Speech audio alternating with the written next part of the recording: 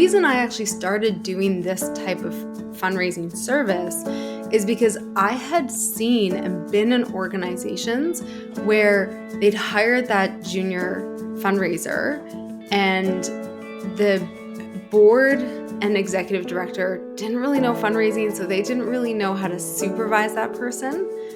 And so they waste a lot of time, they do a lot of things. I mean, back in the day, my first fundraising job, I was that person. It was my first job.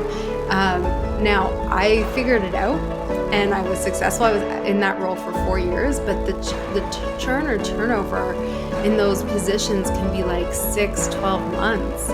And nothing happens. You're not going to see results. And so this cycle happens where they invest. They get excited that they have this person. The person doesn't do well because they don't know what to do and there's no leadership helping them. And then they quit or are fired. And then the organization thinks that was such a waste of money.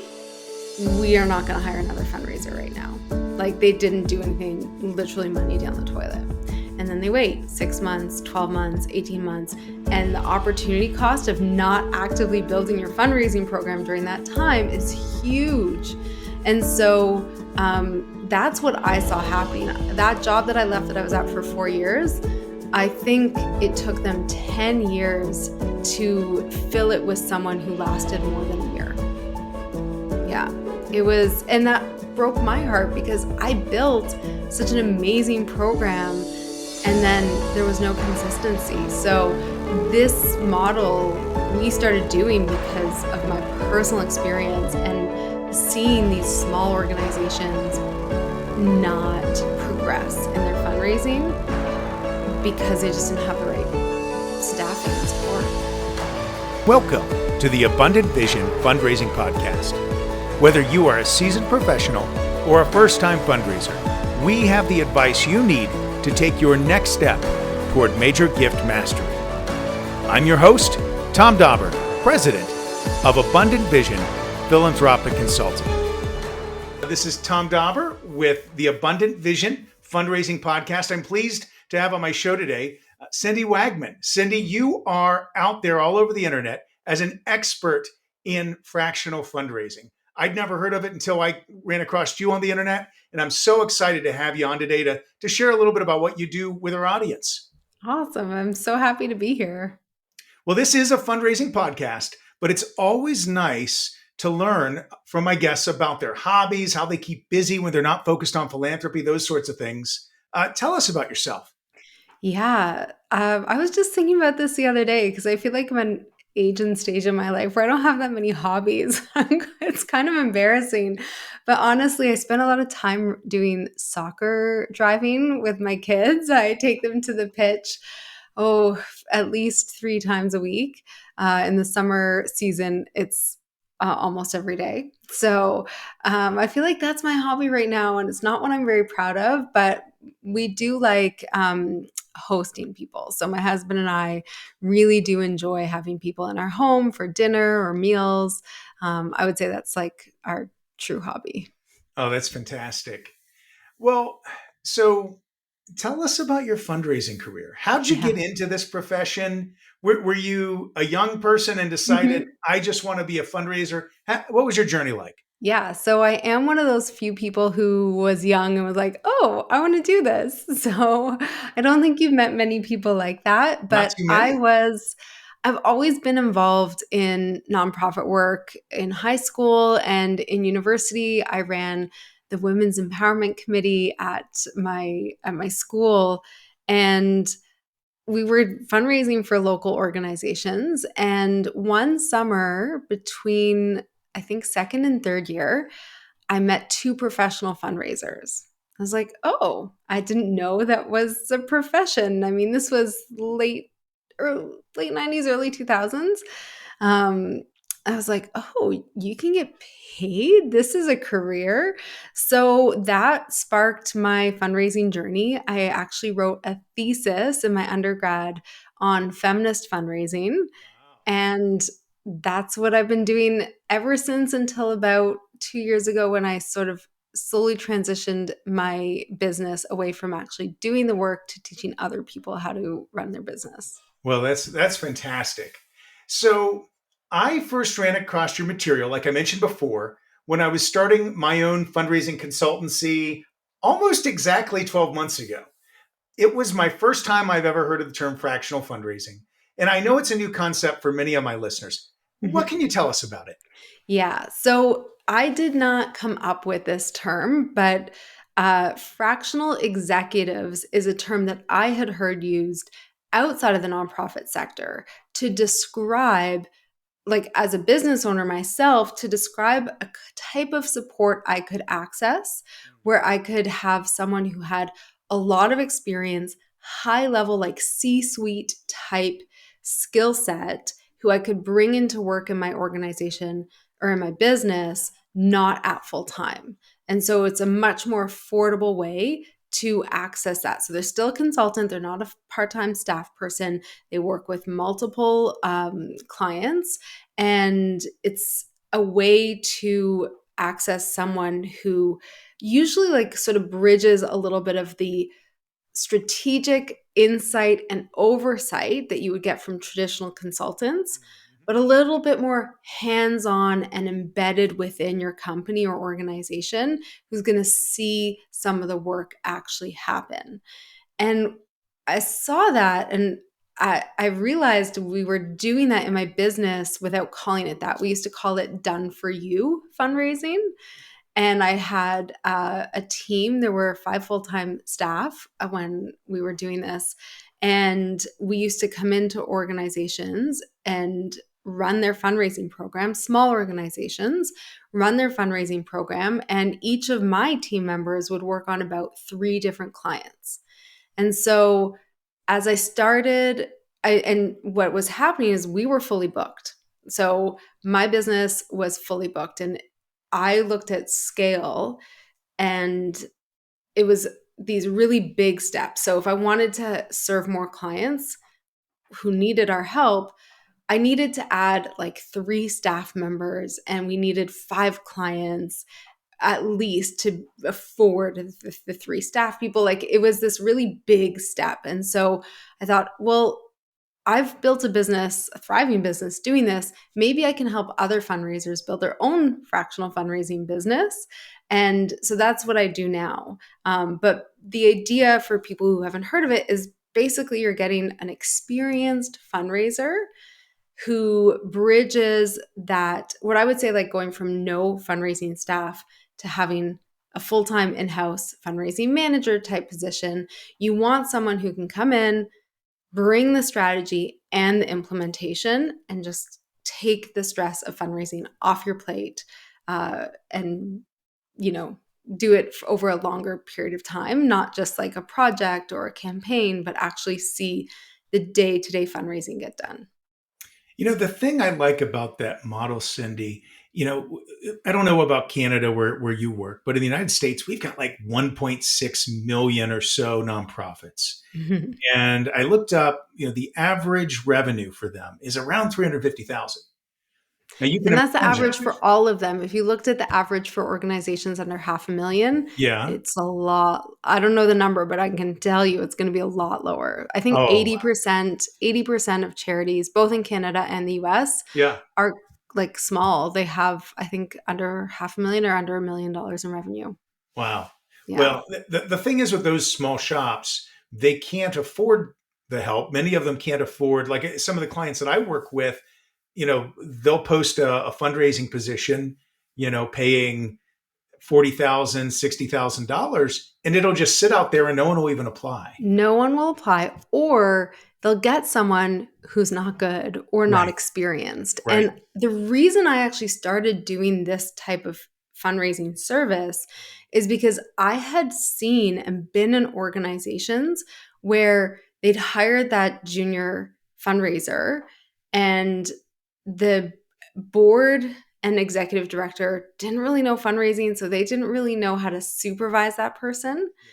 And so they waste a lot of time. They do a lot of things. I mean, back in the day, my first fundraising job, I was that person. It was my first job.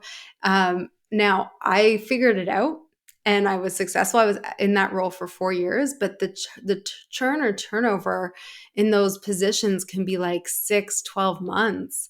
and nothing happens. You're not going to see results. And so this cycle happens where they invest, they get excited that they have this person. The person doesn't do well because they don't know what to do and there's no leadership helping them. And then they quit or are fired. And then the organization thinks that was such a waste of money. We are not going to hire another fundraiser right now. Like they didn't do anything, literally money down the toilet.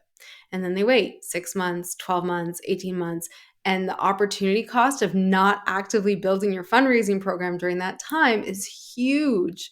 And so that's what I saw happening. That job that I left that I was at for 4 years, I think it took them 10 years to fill it with someone who lasted more than a year. Yeah, it was, and that broke my heart because I built such an amazing program and then there was no consistency. So this model we started doing because of my personal experience and seeing these small organizations not progress in their fundraising because they just didn't have the right staffing and support. Tom Dauber here for Abundant Vision Academy. Are you a nonprofit leader who's new to fundraising? Are you feeling crushed by your fundraising goals and not sure how to find success?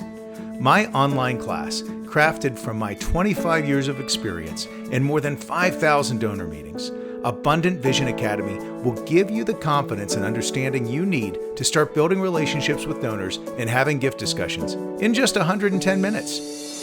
You'll get 14 videos covering all the topics you need to find success in fundraising. You can take it at your own pace and can watch as many times as you'd like. This is one of the best deals in fundraising continuing education you can get today. To make sure you get off to a strong start in 2024, I'm offering a 50% discount to anyone signing up for my course this spring. That's a $375 value. Enter the coupon code SPRING2024 at checkout to claim your 50% discount. That's SPRING 2024. Head on over to thomas-dauber-s-school.teachable.com and click on Abundant Vision Academy to get your discount today. The link is in the podcast description.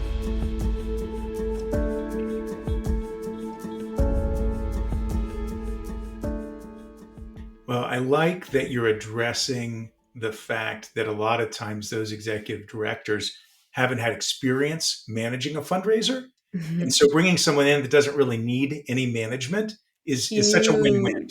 And oftentimes, not even that they don't have experience, but the thought of managing someone early in their career is prohibitive for some executive directors because to them, it's like, well, it's just more work I have on my already full plate. I don't want to manage someone junior. Honestly, it's faster, easier if I send the one mailing or do one campaign a year and I do it myself and it's done, right? So it's that hurdle of like the management of someone feels like it doesn't pay off as much as having that person in the organization. Yeah, for sure. So you started this model and you've explained kind of why you went that direction. In terms of training consultants, which is one of the things you do now, how would you compare the fractional fundraising model of consulting to other types of consulting that are out there? Yeah. So you can get really amazing consultants to do different kinds of work. So when I started consulting, I thought consultants just give you advice, right? And so that's very much like the expert consultant who's coming, they're giving you advice. Maybe they're doing a strategic fundraising plan or an organizational strategy, but they're coming in, they're engaging you a little bit and giving you something. And, you know, I call it like bless and release, right? They give you the information and that's done. That can be really helpful, right? There's some really amazing expert minds in our sector that we want access to. Fantastic. There's the coaches, people who will come in and work with individuals within an organization to help them grow within their roles. Critical. I can't tell you how many people I've seen in this sector be promoted to a position without getting support to actually manage and lead a team. And so coaching, I think, has a really powerful way of supporting organizations. And then there's the sort of specialists who come in and they're going to run a campaign, or they're going to do your social media. They are really, really focused, plan giving or what have you. Fractional fundraisers come in and they do something quite unique, which is they're generalists. At least the fractional fundraisers that I train in our network have to be generalists, because the first thing they're going to do is figure out what the strategy is. And that could lead them into grants. It could lead them into major gifts. It could lead them into planned giving. It could lead them into direct appeal. And so the strategy piece is really critical, because every organization needs their own unique strategy. So they need to be generalists. We want people who can come in without that bias of like, I'm really good at this. Well, it doesn't matter what you're really good at. The organization has its own needs. And often with small organizations, they misdiagnose their needs. So they need that expertise in the strategy piece to start. I can't tell you how many organizations I've had come to me saying we need to do corporate fundraising. They usually say that because the board feels like companies will part with their money easier, and they don't know anyone personally who can give. And so that's the right strategy. That's not how you come up with a fundraising strategy. Or we need this, the FOMO strategy, I call it, which is, it's really based on this idea of frequency illusion, which is like our brain pays attention to things that it's sort of already thinking of. So you have a friend who had a big fundraising gala, raised like $1 million in one night for an organization. And so all of a sudden your board is like, well, everyone's doing fundraising galas. We need that. So small organizations are uniquely bad. I feel bad saying that, but uniquely bad at diagnosing their fundraising strategy. So that's the first thing a fractional fundraiser will do, is come in, diagnose it. And so then they will implement. They'll create a plan and they will implement that plan. And so they're generalists in the sense that they will do the grant writing. As I said before, they'll do all the different pieces of it. And they are responsible for moving it forward, which is a very different kind of consulting work, because it is bringing the strategy with that implementation. And as I said, a very generalist or diverse type of implementation that other consultants don't provide. Yeah, that's a big difference. Some of my clients, when I first talk with them, they're thinking maybe I'll go solicit gifts for them, and I have to help them understand, no, I'm going to teach you how to do that. Mm-hmm. Yeah. So I can see how that would have a different appeal. Yeah. And it definitely is a unique gap that it's filling, right? Not every organization needs a fractional fundraiser.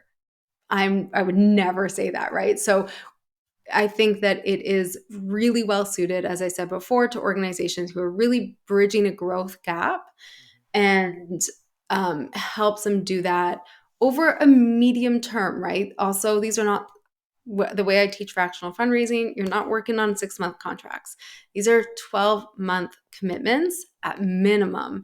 I just had a conversation with someone in our network who's wrapping up the second full year of working with one of her clients.